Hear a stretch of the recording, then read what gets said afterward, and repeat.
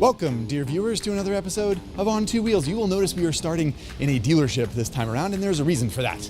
A lot of people start their motorcycling lives in places like this because they come in, they want to get a motorcycle, and they gravitate towards bikes like these. Super sports. Because they are so sweet. Look at them. I mean, they look like they're going really fast just sitting here. Exactly. So, this episode we're going to experiment with the many stages of sport bike ownership. In this case, we've started here.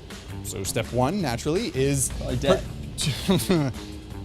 Debt, maybe debt, hopefully not. Maybe a nicer word for debt, like financing or something. But in any case, if you're plunking down a fair amount of cash on your brand new Super Sport, you got to make the right decision. There's a lot of factors here, but you just want to make sure that you're getting the dopest of the dope. I'm glad he brought up the dopest of the dope. Actually, that's the perfect segue to the 2017 R6, if you know what I mean. $12,200, and it is where my money would go if I was going to get one of these bikes. Because if you paid attention to racing over the past 10 or 15 years, you know an R6 has been at the top of basically every single one. A lot of wins over the years. A lot of wins. Plus, it's basically literally white hot. I don't know if you noticed. Got that high vis and white silver. And it revs to approximately 100,000 RPM. Little known fact. 16,005 is the actual red line, but that is really high. Super high. And honestly, it's a factor for a lot of people when they're picking out a Super Sport. Like me. Yeah, but I would be willing to spend my 12. How much is your bike? 11.7 on my Kawasaki here because it's a Ninja. It is the iconic sport bike, plus it's green, happens to be one of my favorite colors. Sure. Plus, the 636 model, I got an extra 37 cc's on his little 599, so you know, bigger is better. Yeah. He's cheating right off the bat, as you know. Cheating and paying less. You don't have ABS, though. I don't need it. I got skill. Okay. Okay. This is another perfect segue, because once you have your sweet new sport bike, what you need is a sport bike bro to argue with, and you need a point on the map to head out on a day ride. Yeah, so we got to push these bikes out of the dealership, load up our backpacks with some water and snacks, ride out of suburbia, across LA, and up to the twisty road mecca that is Malibu Mountains and beyond.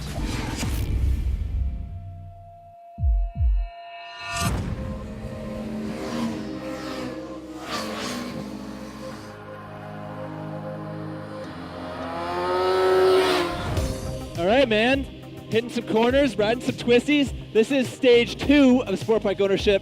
This is the stuff that everyone fantasizes about when they get these kind of motorcycles. This is it. It's all about being on the side of the tire. It's about being able to release some of that horsepower, twist the throttle, and go. And speaking of being on the side of the tire, they feel darn good on the side of the tire, do they not? When you start to peel through some corners, but even like second gear, slow corners, whatever, they just feel right when you're leaning off just a little bit and you have weight on your feet, and like you can tell it's what the bike wants to do. Yeah, they're very specialized pieces of equipment, and they might not necessarily fit in well if you're riding around the city or the suburbs or if you're commuting. But once you get them in this environment and being able to open the throttle and rev the things out, like obviously R6 especially is not making a lot of power down low. Yep. But like when you can finally breach 10,000 RPM and you get an inline 4 engine singing, it is definitely exciting and satisfying. Yeah, it's wicked. We should say also that we rode these bikes on a racetrack. Yes, we did. Because you can't really experiment with any sport bike's full potential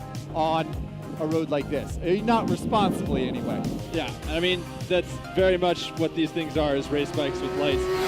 And the fact is, we have both ridden these bikes on the racetrack, and we've raced their predecessors. You raced an early model R6. That's true. I raced an 09 ZX-6. And we should tell you guys, because you probably want to know, that having ridden them both recently at Truckwalla, they're extremely comparable. I'd say we have to give the nod a little bit to the R6.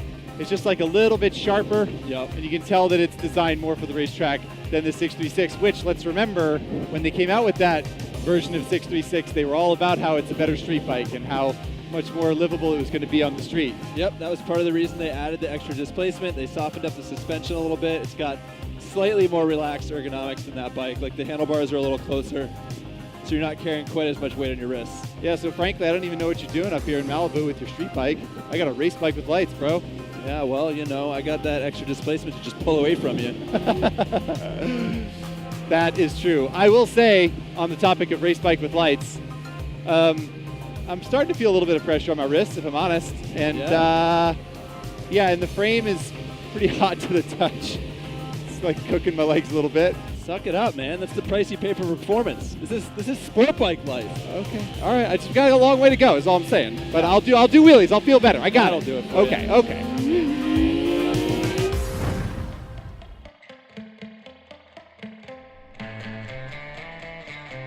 Unfortunately, twisty roads don't last forever. The realities of a road trip mean slogging across some landscapes that are straight and bumpy and monotonous, even if they are pretty. The occasional wheelie helps break up the boredom, but there is a limit to the fun you can have, legally anyway, on a sport bike in these conditions. They're sexy, precise machines, but they're not always awesome transportation. Definitely understand why you see so many guys riding sport bikes on the highway with their arm on the tank. Like, Yeah. You definitely your spine needs some relief. No one's core is strong enough for this. Not even Ari Henning. There's no number of Romanian deadlifts you could do to prepare yourself for this torture. Reality was setting in.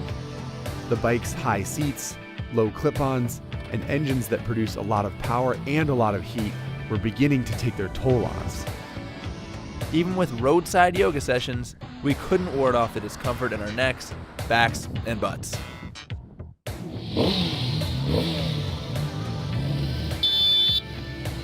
Was that Johnny Ray leaving the pits, or was that Ari Henning? So hard to say. Droning across the straight bits really starts to reveal deeper sport bike problems. And as you're getting your backside slammed by stiff suspension and your wrists are aching, you start to have your doubts. I don't know, Zach. My neck and my wrists are really starting to hurt, man.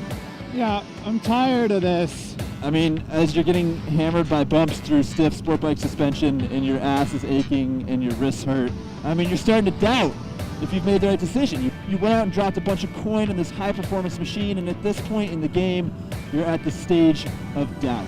I'm not sure what stage number it is, but yeah, that's what you're getting to. Like a little bit of remorse and regret. Starts to creep in. You're like, that dealership was full of other motorcycles, and you got drawn towards the sleek, aerodynamic, sexy sport bike, but You're just not sure anymore. That's what it is. yeah. The one good thing about sport bikes is like you don't have a whole lot of range, so you get to stop and stretch every once in a while, but let's go find a gas pump and reassess our situation. Yeah, I like it. I don't know, Zach. We've done everything we can. We stop and take rest breaks every 30 miles. Yep. We stopped and did yoga, stretched our necks and backs and everything else that's aching. I mean, we just had lunch. We got full tummies. We should be totally satisfied, but these bikes are just miserable to ride. They're not street bikes, are they? No, they're not. I mean, all signs are pointing towards us having reached another stage in motorcycle ownership. You know what it feels like to me? It feels like we've gotten to the final stage of sport bike ownership, where we don't ride sport bikes anymore. Maybe you think? Yeah, I hate to admit it, man, Yeah, but it's painful to ride. What about this thing? It's got an enormous MotoGP radiator. It's cooking my. I think I'm sterile actually now. The frame is hot to the touch. Yeah. And it's a torture rack, man. Yeah, I mean, we did learn that the R6 is literally the sportiest of the super sports. And we learned that the ZX-6 is a marginally better street bike. I mean, It's got softer suspension, so it's not rocking your skeleton. It's not as far of a reach to the handlebars. It's got a lot more mid-range, and it's not so hot that it's just cooking your boys all the time. You're basically on a sport tour. Yeah, right, man. It's still just they're not good street bikes. There's got to be a better option. I think there is. What about these ones, by the way? Yeah. What about these ones? Who the hell are those guys? Yeah, I'm not sure, but man, are they handsome. I say we let them take it from here. Our first act as the new handsome hosts was to put those crazy crotch rockets up for sale. Signs made, bikes parked, and we were well on our way to the delightfully upright stage of sport bike ownership.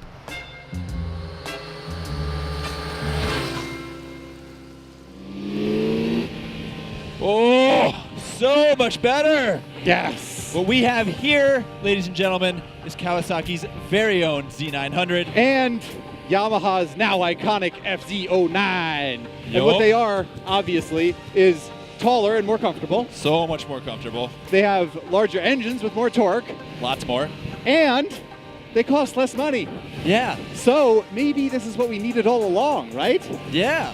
But there's a very important piece to this puzzle, which is that if you're a recent sport bike owner and you just got rid of your ZX-6 or R6 and got one of these bikes, you're probably thinking, oh no, what have I done? Now when I go to a twisty road, everybody's going to make fun of me because this thing's not going to be able to keep up. Yeah, so the important question that we want to answer for you is, do these naked bikes still hold their own in terms of sporting potential? And that, dear audience, is a question we're willing to answer for you and for science.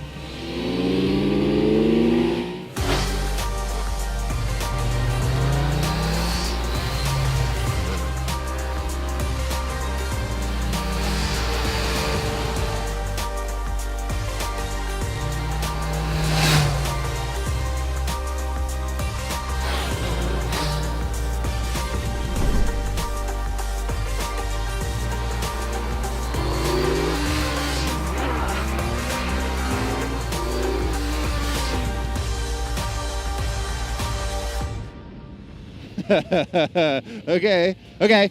We've done our due diligence, everybody. There's never quite enough due diligence, really. That's fair, that's true. But the good news, though, is really good news, which is that these are the right bikes to be on. Sure enough. Oh my God, they're so much better in so many ways. The one way that they're not better is in outright performance, like ragged edge, riding hard. Like me on the ground performance. Like racetrack performance. Exactly. So you're giving up like 2 ounces of ragged edge motorcycling performance, and you're gaining 5 pounds of comfort, mid-range torque, and fun. I mean, just everywhere else that you're going to ride them besides the racetrack, better motorcycles. 100%. Yeah, the suspension isn't quite as refined, and the handling's not quite as precise, and the brakes aren't quite as sharp as those bikes. But I mean, it's just like incremental. I mean, even riding fast on the street like you and I have been doing, these bikes are more than adequate. They're great. Yeah, and you can't, a 600 Super Sport has so much performance, you can't even begin to scratch the surface on the street. It's just not a good idea. But with a bike like the Z900, I mean, you're immediately enjoying what it has to offer. It's got a big old 948cc inline 4. It's got so much torque, so you're accelerating right away. I mean, this is a new model for 17. Like, Kawasaki's been looking around, seeing all the naked bikes that everyone else is making, and they updated their own. So they basically combined the Z800 and the Z1000 to make this bike, but it's lighter, it's got a better motor, it's smoother running. Way better. And it's $8,800 with ABS, which is cheaper than the FZ.09. Well, more CCs than the FZ.09, fewer dollars than the FZ.09. Went from cheater bike to cheater bike. Yeah, what can I say? But jokes aside, that is really saying something that the Z900 undercuts the FZ.09's price, because the FZ.09 has been this like cornerstone of bang for the buck motorcycling ever since it came out. It did get more expensive for 2017. It's now $9,000 on showroom floors, but it also got a bunch of updates. It got better suspension, it got traction control, ABS, LED headlights, new styling. And it's still so much cheaper than an R6. $3,200 cheaper than an R6. Yeah. It's so much money. Yeah, that's pretty wild. So those are all excellent points to make for the viewers out there that are trying to make a decision, but we didn't make a decision. If you're going to spend your money, what bike you get? Come on, man. Yeah, I knew that was going to come up. People want to know. I get an FZ.09. Yeah? Yep, because I ride in a city. That's my life. I ride in a city. I don't mind the soft suspension. I love the triple. I love that it's lighter. Yep. And you love to do wheelies. And I love doing wheelies. And it does great wheelies. It does great wheelies. And you get one of these too, right? I think I would get the Z900, honestly. What? Yeah. No, you wouldn't. You would, would, I really. would. It's just Why? It's just as good as the FZ.09, and honestly, dude, we already have the same helmet. I can't get the same bike as you. We ride together all the time. People will think that'll be way too weird. Okay, fair enough. All right. Well, the bottom line is, if you get either one of these bikes, you're probably going to be happier than you would be on a freaking sport bike where you'd be leaning on your wrist and getting your nuts cooked. Yeah, and if we could get away around this lumbering van with the camera on the back, we might actually make some time. I've got high hopes. Go for it. Do it.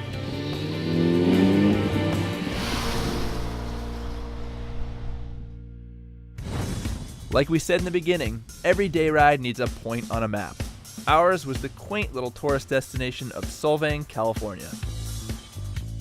It's known for Danish architecture, Danish pastries, wine tasting, and the occasional colorful local. As tasty as the pastries were, we'd ridden to Solvang for a different reason. A motorcycle museum, to be specific, tucked into an unassuming complex just off the main drag.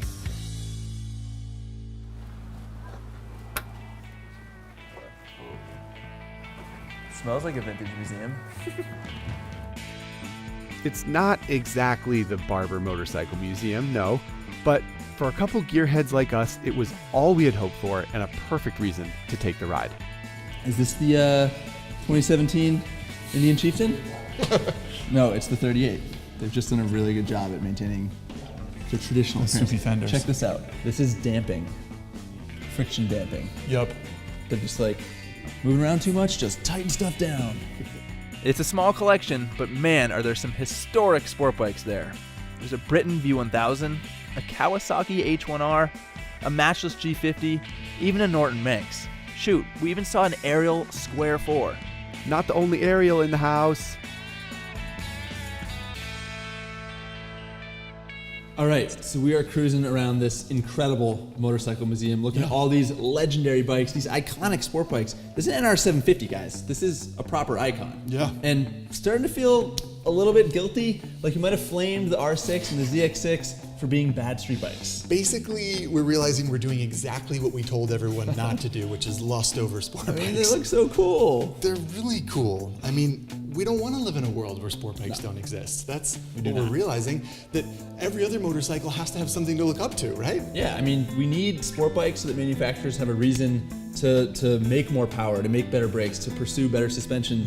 Like, we need it because having that technology is the reason that the Z900 and the FZ.09 are so good. Indeed. Not to mention traction control, ABS. Those are the kind of things that advance and get more refined when people try to go as fast as they can around a racetrack. Yeah, so, you know, this episode might have been a little bit of an on two wheels PSA warning people about the realities of living with a super sport on the day-to-day. But if you want a sport bike, do it. Yeah. I mean, we probably wouldn't get one, as we said, but it could be that all of the stages of sport bike ownership do need to be experienced in order to be appreciated. That's deep, bro. Thanks, man. That's good. Yeah. And that's pretty much all we have it to for say. this episode on Two Wheels. Yeah. Hope you guys enjoyed riding along with us. And if you did, you should subscribe because Zach and I do this kind of stuff all the time. Motorcycles are our jam. We'll see you on the next ride, everybody. You're riding a snake, bro. You love snakes. I do. Found it! Oh, Moto Guzzi guy doesn't want to wave. Nope. Still not waving. Okay, fine. Too cool for us. We got this. He's outside. 26 minutes. Can I shake it up? What was that? Is the battery coming loose?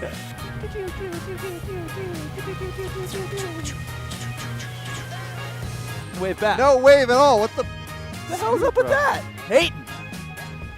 Try and extend an olive branch of peace to the scooter rider, and he shuts me down. I know. I'm going to go back and kick his ass. That's exactly what we need.